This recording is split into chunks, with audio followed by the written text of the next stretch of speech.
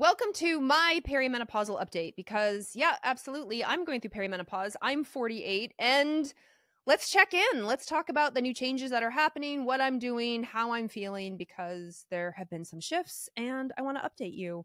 So the first and foremost, most exciting thing is that my cycle, as of recording, is 10 days late. 10 days late! And I went back through my entire menstrual app, and short of in the big virus, I think I skipped a cycle in there. I was probably sick. But I'm generally 25 to 28 day girl. The app says on average I'm a 26 day. So I guess 25 to 27 day girl. Like, I'm pretty consistent, and now I'm 10 days late, which of course is completely screwing with my mind because I'm like, I know I'm perimenopausal in 48, but also, am I pregnant? Not pregnant, thankfully.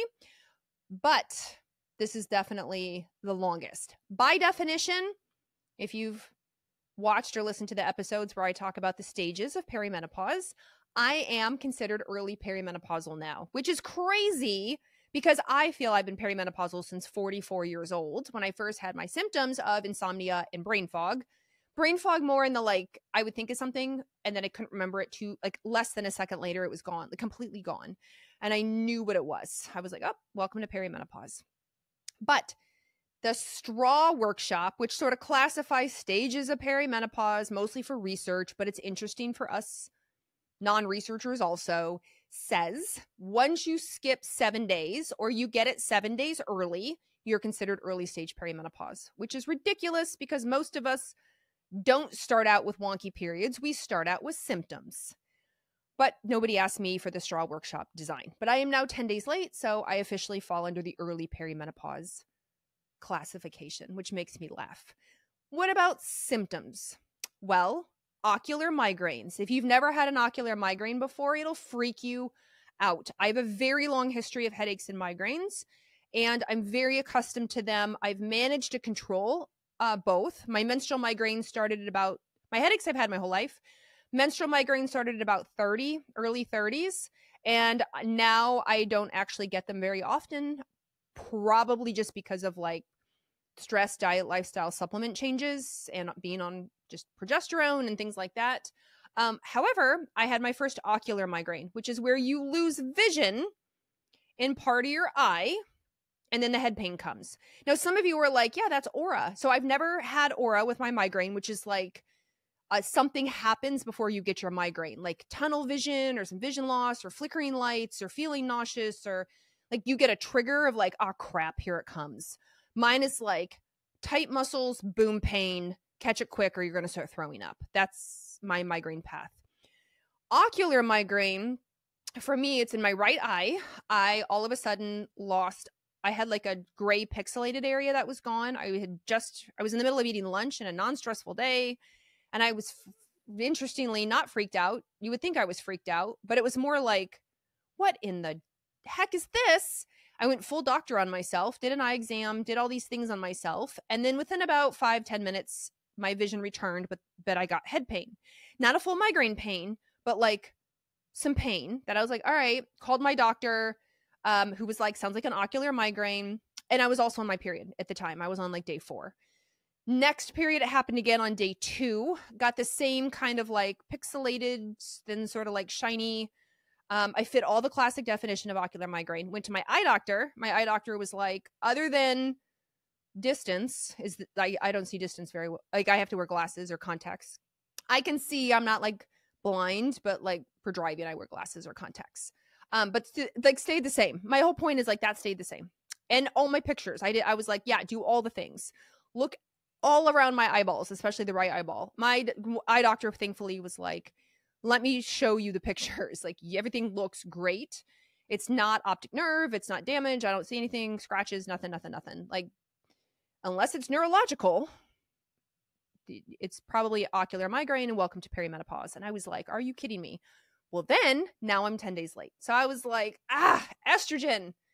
I bet I was starting to have changes. I wasn't doing any kind of testing. I really wasn't having any other symptoms.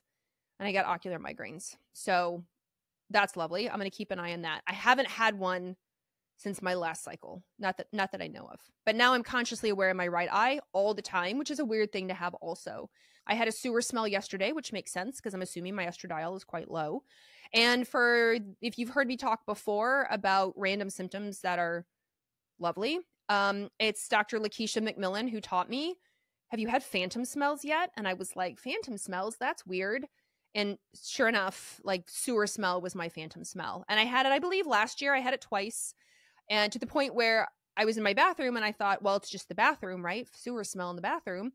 I was practically shoving my husband's nose down the sink where I smelled it. And he was like, I don't smell anything, Carrie. Then I went to a store and smelled it again. And I was like, oh, no, it's me. I'm the problem because as far as we think, no, maybe estradiol changing can impact your olfactory bulb, which is, your nose and the nerve to your nose. And so some people smell cigarettes. Some people smell burning wire. Some people have lovely smells like cinnamon. I wish I got that. I did not. I get sewer, which is lovely.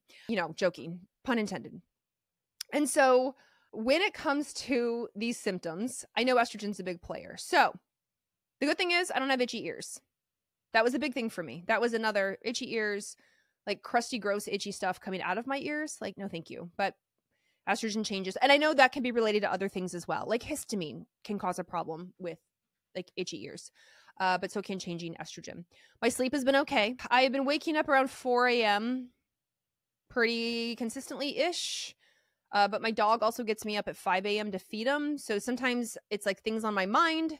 Sometimes I'm anticipating. Sometimes it's work related. And sometimes it's just, I don't know what's going on. So, but I do fall back asleep most of the time. And I am still taking the slow release progesterone that I get compounded. I get it compounded because I don't want the peanut oil, the binders, the colors that are in Prometrium. And I want slow release because I do wake up. I was waking up consistently between 1 and 3 a.m., which was not ideal. So I wanted the slow release because I wanted it to help me sleep all through the night.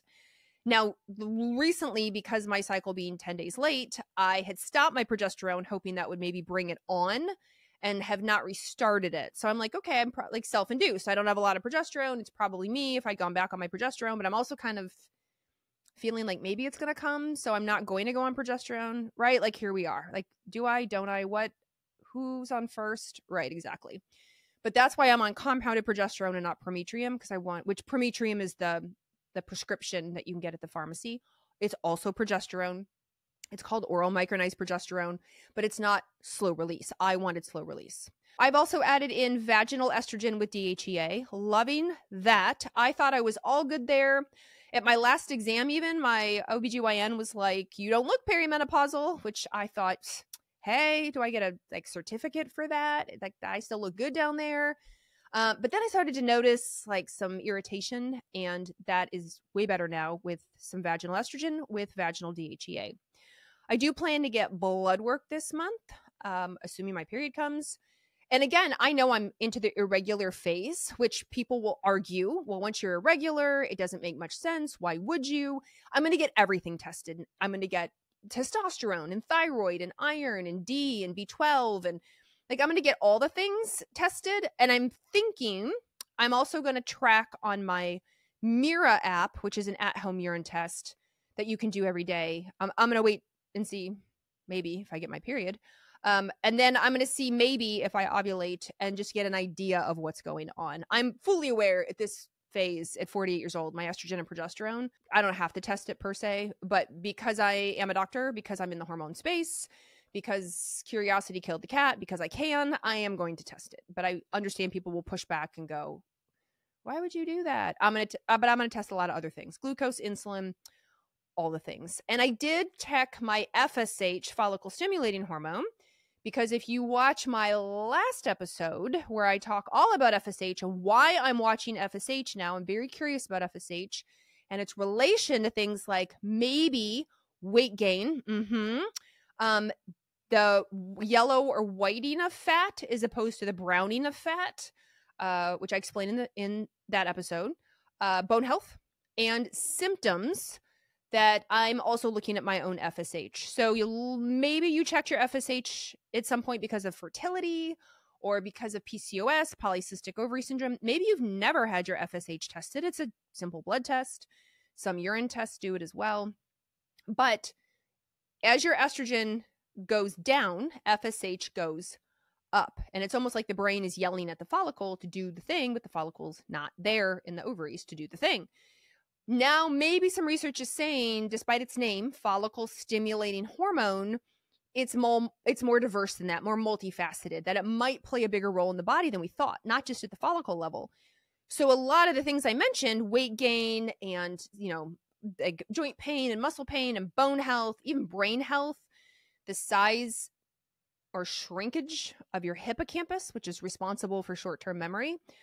Maybe FSH plays a role there. Estradiol, absolutely, 100% plays a role in all the things I mentioned. My curiosity is, does FSH also play a role? Are they like tandem, tag team thing? As estradiol goes down, is that the only trigger for symptoms, or FSH, does it play a role also? So I'm going to start paying attention to that. You can watch or listen to that other episode where you can learn a lot more. So that's kind of my down and dirty, quick little update on what's going on. I think it's important that we be really open about this sort of education and, as a hormone educator, how I'm feeling and what I'm doing.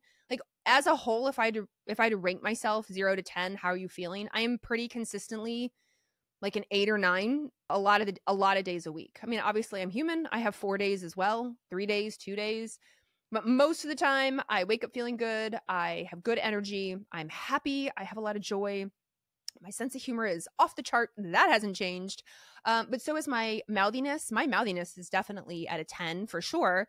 I do not care. For those of you who watch on social media, creator Melanie and the We Do Not Care Club, I am fully in that club. Love the club. Do not care. And I am proud to be mouthy about it. So feel free to join the club. I'm sure you already don't care also. But I would say, like, in general, this whole transition through perimenopause, knock on wood, not loving the ocular migraine, the like little bit of vision loss that comes and goes with the right eye when this happens. Yeah, I like, if you're not in medical, that should freak you out. You should call your doctor, and you should see your eye doctor as well. Don't wing that one or just chalk it up to perimenopause, because what if it's not? What if it's not? So I've talked to my doctor. I've gotten an eye exam. If it worsens, changes, what have you, next step will be bigger evaluation. But yeah, that's where we're at with my update. I get symptoms just like everyone else, even though I'm in the hormone field. I'm not ready for estrogen yet. But like I said, I feel like an 8 or a 9 most days, other than some of these weird symptoms. So we're going to keep track of my cycle over the next maybe 6 months, and then reevaluate at that time if I need to be using estrogen sometimes. If I get back on track and I'm hormonally great again, if I'm having periods and I'm, regular and estrogen's good, then I'm just going to keep an eye on it. So there you go. I know hormones can feel like herding cats. I mean, lately for me, it's feel like herding cats sometimes, where I'm like, where's my cycle? What's with these ocular migraines? Like, what the heck? But I'm here to help, and I'm also here to share my journey.